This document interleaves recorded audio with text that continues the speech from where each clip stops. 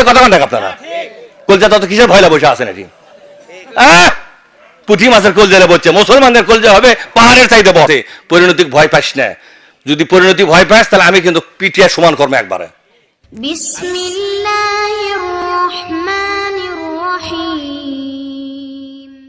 পরিবেশনায় ও পরিচালনায় দিগন্ত।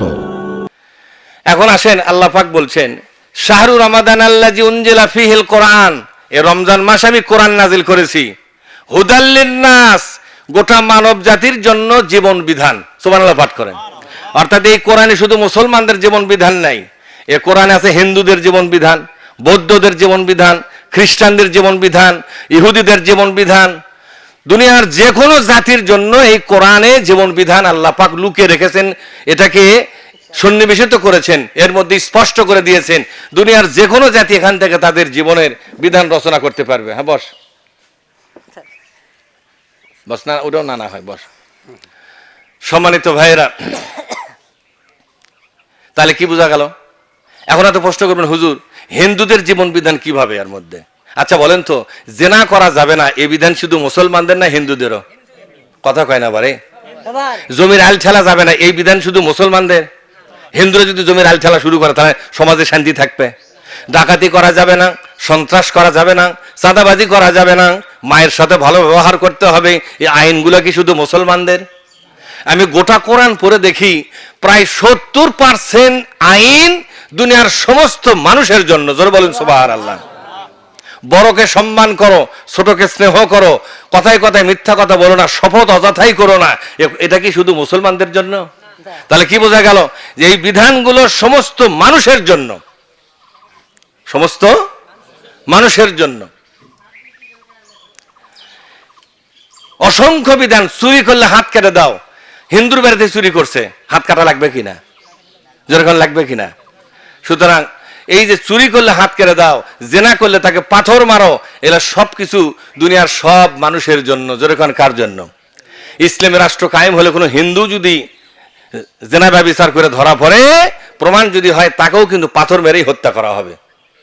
আমার কথা বুঝতে পারছেন? সে কেন জেনা করবে? মুসলমানদের জন্য শুধু স্পেশাল কিছু আইন আছে, যেমন নামাজের ওয়াক্ত হলো নামাজ পড়ো, এটা কার জন্য? কথা কয় না বারে। এটা কার জন্য? এটা মুসলমানদের জন্য। টাকা পয়সা হলে হজ করো, শরীর যদি ভালো থাকে হজ করো, এটা কার জন্য? মুসলমানদের জন্য। আল্লাহর পথে খরচ করো, এটা কার জন্য? মুসলমানদের জন্য। টাকা পয়সা হলে যাকাত দাও, এটা কার জন্য? মুসলমানদের জন্য। কিন্তু বাপ মায়ের সেবা করো, এতিমকে দেখাশোনা করো, মিসকিনকে দেখাশোনা করো, এই বিধানটা সবার জন্য না? হিন্দুদের মধ্যে মিসকিন আছে না? হিন্দুদের মধ্যে এতিম আছে না? আছে কিনা জোরে কোন? তাই আল্লাহ পাক বলছেন আমি যে কোরআন অবতীর্ণ করেছি শুধু ইমানদারদের জন্য বিধান নয়, দুনিয়ার যে কোনো মানুষের জন্য জীবনের বিধান হলো এই কোরআন শরীফ। জোরে বলেন সুবহানাল্লাহ। এই রমজান মাসে কোরআন নাজিল হয়েছে, এই রমজান মাসেই কোরআন বিজয় হয়েছে। জোরে কোন সুবহানাল্লাহ।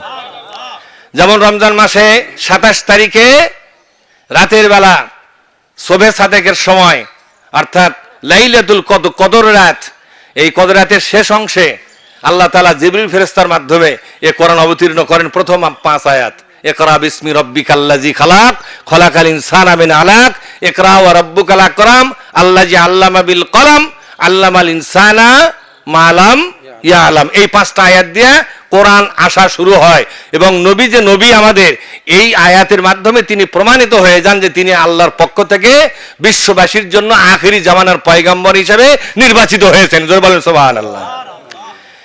আল্লাহর নবী যখন মক্কা থেকে 13 বছর পরে মদিনায় চলে গেলেন, কথা বলা যাবে না, আল্লাহর নবী যখন মক্কা থেকে মদিনার দিকে চলে গেলেন 13 বছর পর, আবার রমজানের রোজা এসে গেল। সাহাবাগণ কেবল নতুন রোজা পেয়েছে। 17 রমজান যখন এসে গেল, তখন আল্লাহ নবী তার কিছুদিন আগে এই কোরআন শরীফের রাষ্ট্র শাসন তিনি শুরু করলেন, কোরআন শরীফের বিধান কায়েম করলেন। এই যে কোরআন, এই কোরআন কিন্তু আসছে বিরোধী হিসেবে থাকার জন্য নয়, এ কোরআন সরকারি ক্ষমতার আন্ডারে থাকার জন্য কিন্তু আসে নাই। এই কথা কন নাকি আপনারা? এই কোরআন কি সরকারের আন্ডারে থাকার জন্য আসছে না সরকারকে কোরআনের আন্ডারে থাকার জন্য আসছে? সরকারের পায়ের তলে কোরআন থাকবে না কোরআনের পায়ের তলে সরকার থাকবে? এই ছেলে কথা কও না কে? কোরআনের পায়ের তলে সরকার থাকবে না সরকারের পায়ের তলে কোরআন থাকবে? কোরআনের পায়ের তলে থাকবে। দেখেন হযরত ইসমাঈল আলাইহিস সালাম মক্কায় নবুয়তি করেছেন, তিনি ইসলামী রাষ্ট্র ব্যবস্থা পরিচালনা করেছিলেন। ইসমাঈল নবী ছিলেন রাষ্ট্রপ্রধান, রাষ্ট্রপতি ছিলেন, জোরে বলেন না সুবহানাল্লাহ। তিনি মারা যাওয়ার দীর্ঘকাল পর্যন্ত নবী আর আসেন নাই ওই জনপদে, অন্য এলাকায় আসছেন।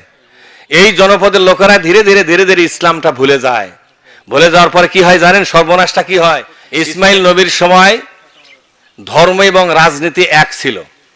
ধর্ম যার হাতে, রাজনীতিও, আমার কথা জবাব দিতে হবে, এটাকে খেয়াল করেন, ধর্ম যার হাতে থাকবে রাজনীতিও তার হাতেই।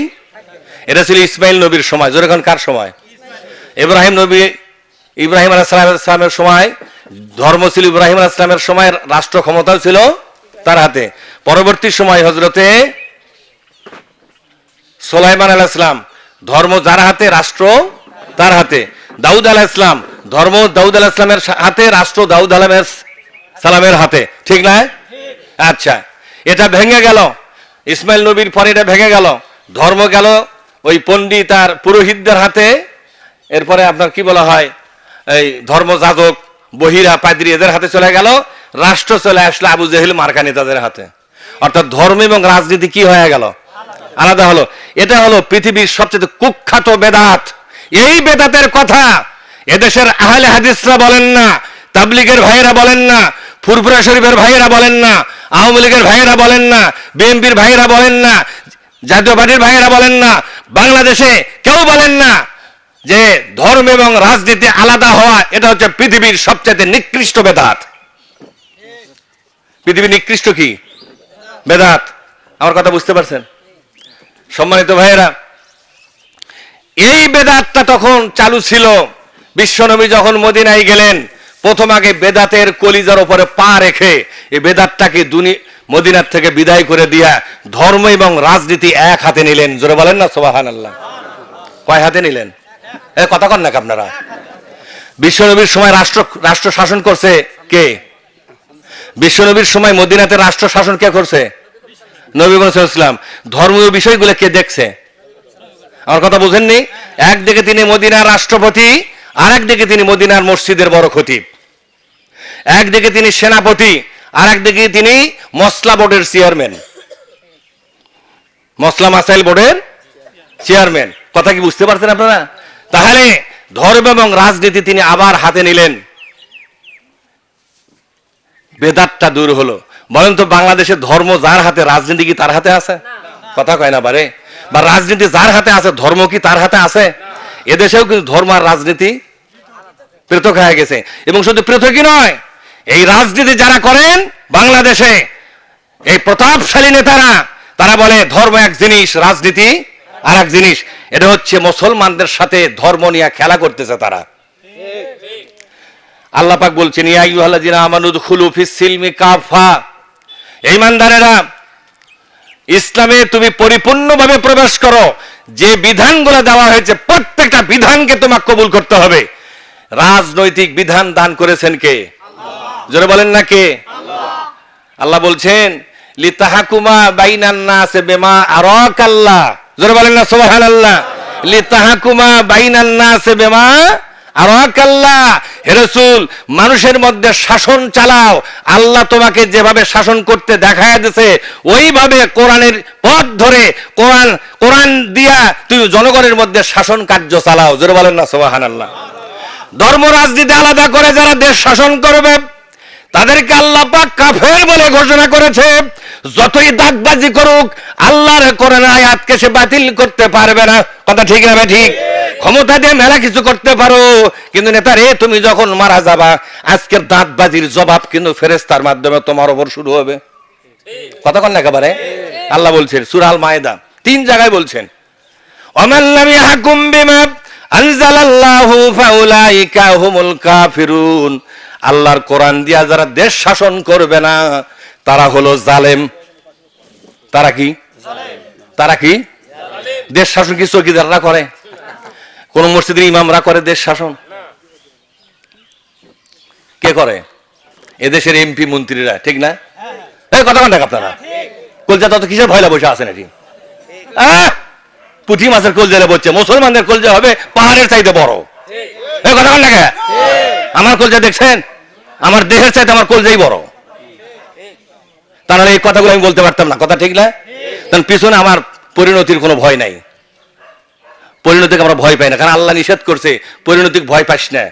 যদি পরিণতি ভয় পাস তাহলে আমি কিন্তু পিটিয়া সমান কর্ম একবারে।